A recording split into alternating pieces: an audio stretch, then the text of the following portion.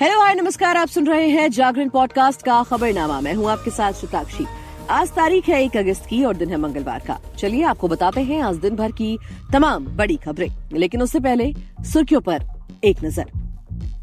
नूह के बाद पलवल और गुरुग्राम में भी हिंसा शुरू हो गई है, जिसके चलते नूह में कर्फ्यू लगा दिया गया है, इंटरनेट बंद कर दिया गया है और सीएम का कहना है कि ये एक साजिश के तहत हो रहा है। इसके अलावा पुणे में एक मंच पर पीएम मोदी और शरद पवार नजर आए हैं। दरअसल पीएम मोदी को लोकमान्य तिलक पुरस्कार से सम्मानित किया गया है।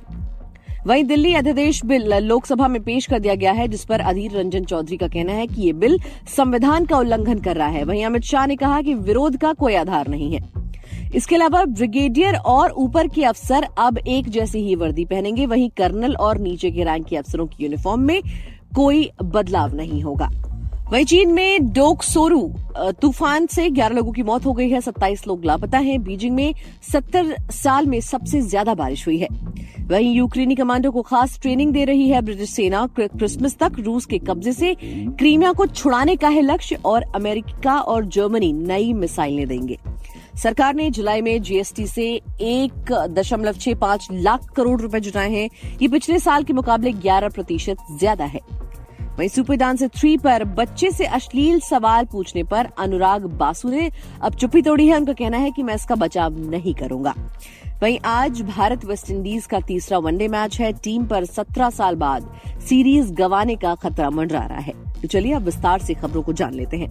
देखिए, हरियाणा के नूह में विश्व हिंदू परिषद की ब्रिज मंडल यात्रा के दौरान सोमवार को हुई हिंसा और बवाल के बाद मंगलवार को भी तनाव बना हुआ है। नूह में 2 अगस्त तक कर्फ्यू लगा दिया गया है। इलाके में पैरामिलिट्री की 13 कंपनियां तैनात कर दी गई हैं। हिंसा नूह के बाद गुरुग्राम तक फैल गई है, जिसे देखते हुए इन 2 जिलों के साथ ही रेवाड़ी, पलवल, फरीदाबाद, सोनीपत समेत 6 जिलों में धारा 144 लागू कर दी गई है। नूह में 2 अगस्त तक इंटरनेट बंद कर दिया गया है। नूह, फरीदाबाद, गुरुग्राम और पलवल में मंगलवार यानी 1 अगस्त को सभी स्कूल, कॉलेज और कोचिंग सेंटर बंद कर दिए गए हैं। नूह में 10वीं, 12वीं की 1 और 2 अगस्त को होने वाली बोर्ड परीक्षाएं भी रद्द कर दी गई हैं।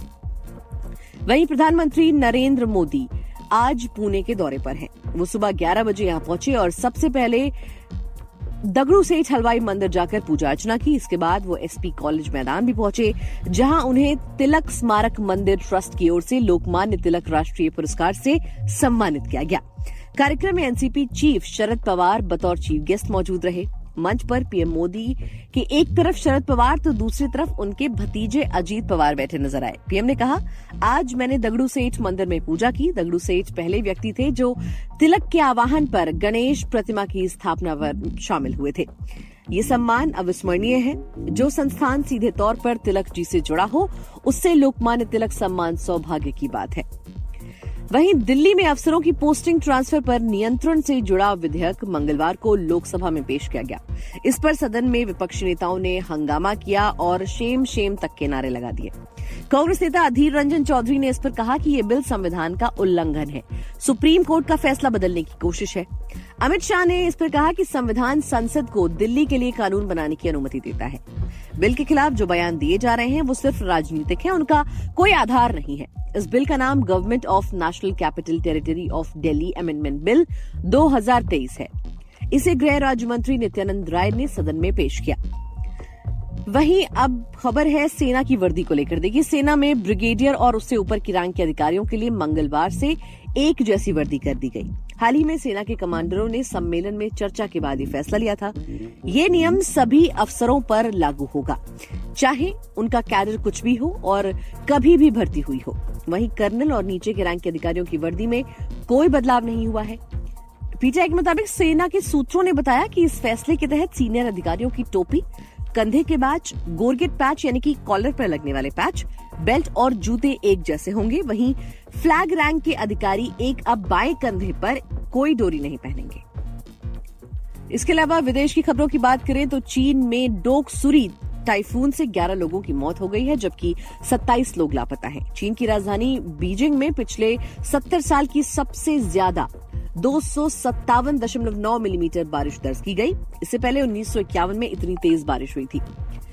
हालात का अंदाजा इस बात से लगाया जा सकता है कि रेस्क्यू वर्कर्स ने अब तक 1,27,000 लोगों को बचाकर सुरक्षित जगह पर भेजा है। वहीं राष्ट्रपति शी जिनपिंग ने जगह जगह बाढ़ में फंसे लोगों को जल्द बचाने के लिए निर्देश भी दिए हैं। चीन के फ्लड कंट्रोल डिपार्टमेंट के मुताबिक 13 जिलों में 44,000 लोग फिलहाल बाढ़ की चपेट में हैं। इसके अलावा रूस और यूक्रेन जंग के बीच ब्रिटेन की सेना यूक्रेन के एक खास कमांडो ब्रिगेड को ट्रेनिंग दे रही है। इस ट्रेनिंग का मकसद रूसी सेना को अक्षम करना और दिसंबर में क्रिसमस से पहले रूस के कब्जे से क्रीमिया को वापस लेना है। इंग्लैंड के डॉर्टमूर में करीब 2,000 यूक्रेनी सैनिक ट्रेनिंग ले रहे हैं। डेली एक्सप्रेस की एक रिपोर्ट के मुताबिक इस ऑपरेशन में समुद्र, हवा और जमीन से हमले की ट्रेनिंग दी जाएगी। यूक्रेनी सैनिक रूसी सेना को रोकने के लिए एडवांस्ड तकनीक का इस्तेमाल करेंगे। इसके अलावा अमेरिका, ब्रिटेन और जर्मनी जैसे देश यूक्रेन को लंबी दूरी वाली नई मिसाइल भी देंगे, जिसका इस्तेमाल रूस के डिफेंस को तोड़ने के लिए किया जाएगा।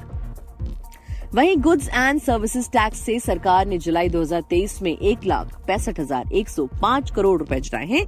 इसमें सालाना आधार पर 11% की ग्रोथ देखी गई है। जुलाई 2022 में ये 1,48,995 करोड़ रुपए था। जुलाई में लगातार 5वीं बार ऐसा हुआ है कि रेवेन्यू कलेक्शन 1.6 लाख करोड़ से ऊपर गया हो। इससे पहले जून में 1,61,497 करोड़ रुपए रहा था। हालांकि अब तक सबसे ज्यादा जीएसटी कलेक्शन अप्रैल 2023 में था, जब यह आंकड़ा 1.87 लाख करोड़ रुपए के पार पहुंच गया था। इसके अलावा लगातार 17 महीने से देश का जीएसटी कलेक्शन 1.4 लाख करोड़ रुपए से ऊपर बना हुआ है। वहीं बॉलीवुड जगत की बात करें तो dance reality show super dancer 3 विवादों में छाया हुआ है। ये विवाद उस वक्त बढ़ा जब एक नाबालिग से अश्लील सवाल पूछने का वीडियो सोशल मीडिया पर वायरल हुआ। जब बात राष्ट्रीय बाल अधिकार संरक्षण आयोग के पास पहुंची तो उन्होंने शो के मेकर्स और चैनल को बच्चे से इस तरह का सवाल पूछने के लिए नोटिस जारी कर दिया। सुपर डांसर 3 का ये एपिसोड साल 2019 में प्रसारित हुआ था। उस वक्त शो में अनुराग बासु, शिल्पा शेट्टी और गीता कपूर जज थे।